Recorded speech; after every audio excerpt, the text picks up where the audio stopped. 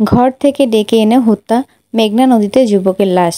মোহাম্মদ সোহেল খান, দৈনিক দেশ প্রতিদিন ও লাইভ টিভি। ব্রাহ্মণবাড়িয়া নবীনগরে নাছিরাবাদ গ্রামে সুশান্ত নামে এক যুবককে রাতের আধারে ঘর থেকে ডেকে এনে হত্যা করে মেঘনা নদীর পাড়ে ফেলে রেখে সন্ত্রাসীরা। উল্লেখ্য, গত রাত 11:30 আশিক তার কয়েকজন সহপাঠী নিয়ে ঘর থেকে কথা আছে বলে কৌশলে বের করে নিয়ে আসে।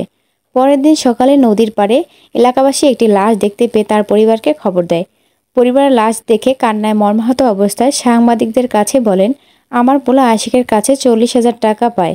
সে টাকা নিয়ে কয়েকদিন যাবৎ দণ্ড ছিল, কিন্তু আমি তার ভাই সেলিম সাংবাদিকের কাছে বিচার দিলাম একদিন আগে, কিন্তু সে আমাকে নানান হুমকি ধামকি দিয়ে বলে, তোর পোলা বিএনপির লোকজনের সাথে আন্দোলন করে, পারলে আমার ভাইয়ের কাছ থেকে টাকা উদ্ধার করে নিয়ে যেতে বলিস। তখন সুশান্তর মা বলে মর্মাহত মন নিয়ে ফিরে আসেন, আমি হিন্দু সম্প্রদায় বলে বিচার পাব না।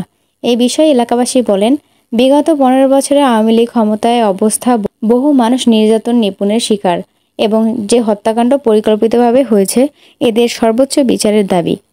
নবীনগর থানার ভারপ্রাপ্ত কর্মকর্তা ওসি আফজাল হোসেন নবীনগর লাইভ টিভিকে বলেন, ঘটনার সংবাদ পেয়ে পুলিশ নিয়ে ঘটনাস্থলে পৌঁছে লাশ উদ্ধার করেছে, ময়নাতদন্তের জন্য পাঠানো হয়েছে।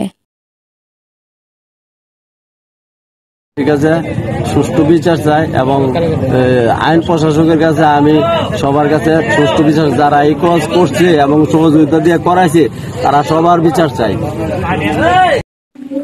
10টার সময় আইছিল বাড়িতে, তারপরে আমি খাইছে খাইছে, তারপরে শুয়ে আসছিল আমরা দুজনে, তারপরে আশিক নিয়ে তারপরে আমার ডাইকে নিয়েছে, এরপরে গেছে, এরপরে আমি এখন কি করুন চুপ করতে শিখতে আছে।